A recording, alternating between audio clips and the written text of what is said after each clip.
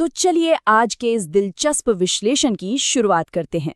आज हम बात कर रहे हैं भारत के पहले सबसे विशाल और अखंड साम्राज्य की, यानी मौर्य साम्राज्य। जरा सोचिए, एक ऐसा साम्राज्य जिसकी नींव सिर्फ तलवारों के जोर पे नहीं बल्कि बेहद चतुर कूटनीति और सच कहें तो भीषण रक्तपात पर रखी गई थी।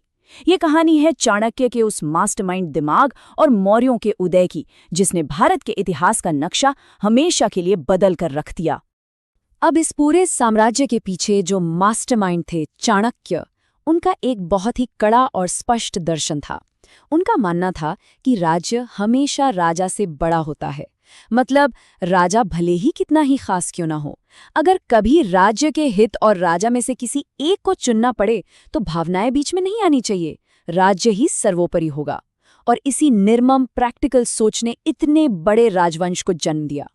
इस ऐतिहासिक गाथा का स्केल कितना बड़ा है, इसे समझने के लिए हम मुख्य रूप से 3 पीढ़ियों के सफर पर नजर डालेंगे। पहले चंद्रगुप्त मौर्य, जिन्होंने इस साम्राज्य की शुरुआत की, फिर उनके उत्तराधिकारी बिंदिसार और अंत में सम्राट अशोक, जो एक बेहद खूंखार विजेता से एक महान शांतिदूत बन गए। तो खून खराबे से शुरू होकर आत्मज्ञान तक का ये सफर वाकई हैरान करने वाला है।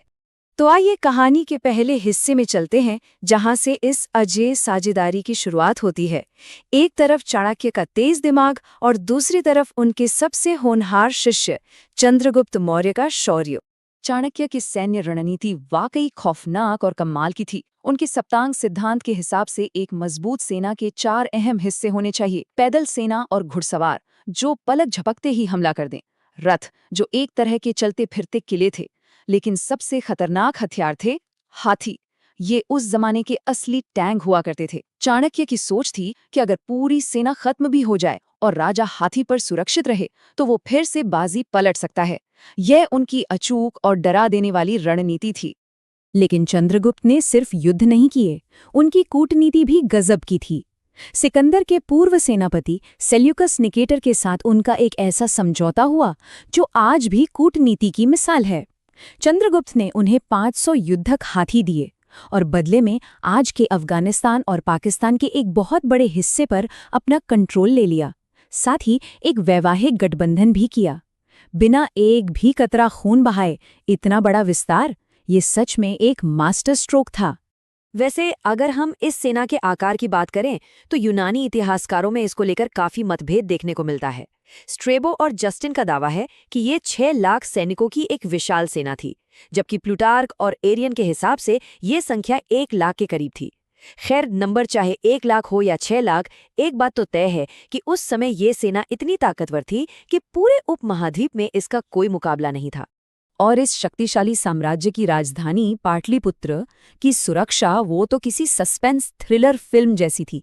शहर के चारों तरफ लकड़ी की विशाल दीवारें थीं, 64 बड़े बड़े गेट्स और बाहरी खाइयों में भूखे मगरमच्छ छोड़े गए थे।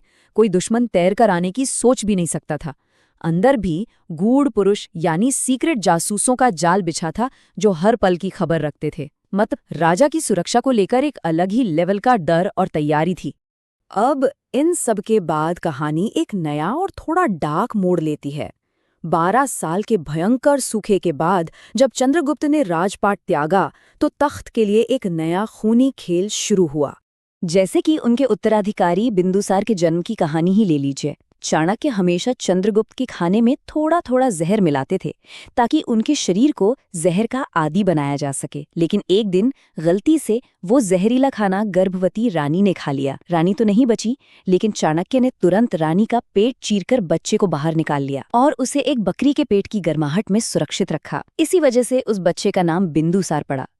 ये सच में रोंगटे खड़े कर देने वाला वाकया है। आगे चलकर बिंदुसार के बाद तख्त का सीधा हकदार उनका बड़ा बेटा सुशीम था, लेकिन अशोक कहीं ज्यादा चतुर और रणनीतिकार थे। जब तक्षशिला में विद्रोह हुआ तो अशोक ने बिना खून खराबे के अपनी समझदारी से उसे शांत कर दिया। बाद में जब बिंदुसार बीमार पड़े तो अशोक ने अपने सलाहकार राधागुप्त के साथ मिलकर सत्ता पर कब्जा कर लिया और रास्ते के सबसे बड़े कांटे अपने भाई सुशीम को धोखे से जलते हुए कोयलों की एक खाई में गिराकर खत्म कर दिया। सत्ता की भूख इंसान से क्या क्या करवा सकती है, ये अशोक के शुरुआती सालों से एकदम साफ हो जाता है। बौद्ध ग्रंथों की माने तो 269 ईसा पूर्व में अपने राज्याभिषेक से पहले के 4 सालों में अशोक ने सिर्फ एक ही काम किया, अपने 99 भाइयों की हत्या। जी हाँ, ताकि उनके ताज को कोई खतरा न रहे। ये सत्ता पर पकड़ बनाने का सबसे निर्मम और खूनी दौर था। और अब हम इस सफर के सबसे बड़े और अहम मोड़ पर पहुंचते हैं, वो पल जिसने ना सिर्फ अशोक को बल्कि पूरे साम्राज्य को बदल कर रख दिया। साल था 261 ईसा पूर्व। व्यापारिक बंदरगाहों पर कब्जा करने और अपने साम्राज्य को बढ़ाने की चाह में अशोक ने कलिंग यानी आज के ओडिशा पर एक बेहद क्रूर हमला किया। ये युद्ध इतना भीषण था कि कहा जाता है कि वहां बहने वाली दया नदी का पानी पूरी तरह से इंसानों के खून से लाल हो गया था। ये महज एक युद्ध नहीं, बल्कि एक खौफनाक नरसंहार था। जरा इन आंकड़ों पर गौर कीजिएगा। 1 लाख लोग मारे गए और 1.5 लाख से ज्यादा घायल हुए।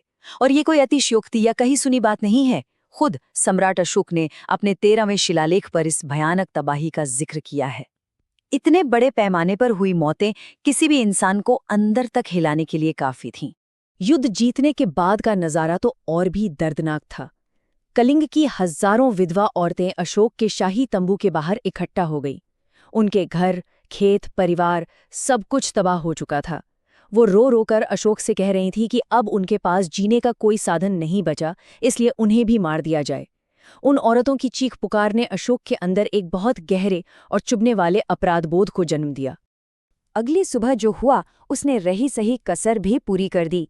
बौद्ध भिक्षु उपगुप्त उस मैदान से गुजर रहे थे जो अब खून और इंसानी अंगों के कटने से एक दलदल बन चुका था। जब उनके पैरों में जमे खून के थक्कों पर चींटियां लगने लगीं, तब उन्होंने सीधे सम्राट अशोक के पास जाकर उन्हें इस भयानक विनाश के लिए बहुत कड़ी फटकार लगाई। इस एक घटना ने उस अजेय और क्रूर सम्राट को अंदर से पूरी तरह तोड़कर रख दिया। तो ऐसे में एक सवाल उठता है, क्या होता है जब एक सत्ता की भूखे विजेता को ये एहसास हो जाए कि उसकी महत्वाकांक्षा ने निर्दोष लोगों का सर्वनाश कर दिया है? अशोक के साथ बिल्कुल यही हुआ।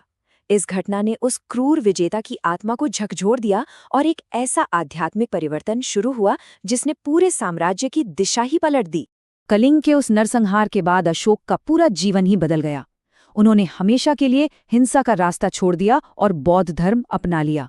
उन्होंने विद्वान मोग्गलीपुत्त तिस्सा से शिक्षा ली, पशु बलि पर पूरी तरह से रोक लगा दी और पाटलिपुत्र में तीसरी बौद्ध संगीत का आयोजन किया। भगवान बुद्ध की जन्मस्थली लुम्बिनी को टैक्स फ्री कर दिया गया और महान सांची स्तूप का निर्माण हुआ। एक साम्राज्य की असीम दौलत जो कल तक युद्धों पर खर्च होती थी, अब शांति के लिए इस्तेमाल होने लगी। इतिहास की ये कितनी बड़ी और हैरान करने वाली विडंबना है। जिस मौर्य साम्राज्य की नींव चाणक्य की कठोर कूटनीति, धोखे, जहर और भयानक मारकाट पर रखी गई थी, उसी साम्राज्य ने अपनी चरम सीमा पर पहुंचकर दुनिया को अहिंसा और शांति का सबसे बड़ा संदेश दिया। तलवार के जोर पर खड़ा हुआ एक राज्य अंत में धर्म और करुणा का प्रतीक बन गया। तो आज के इस विश्लेषण को हम एक बहुत ही गहरे और उकसाने वाले सवाल के साथ खत्म करते हैं। जरा सोचिए, क्या सच्ची शांति के मूल्य को सिर्फ वही इंसान गहराई से समझ सकता है जिसने अपने ही हाथों से सबसे भीषण तबाही मचाई हो? कलिंग के उस खूनी मैदान से लेकर सांची के शांत स्तूप तक का ये सफर वाकई मानव इतिहास का सबसे बड़ा और दिलचस्प विरोधाभास है। इस पर जरूर विचार कीजिएगा। जल्द ही मिलते हैं एक और नए और रोमांचक विश्लेषण के साथ।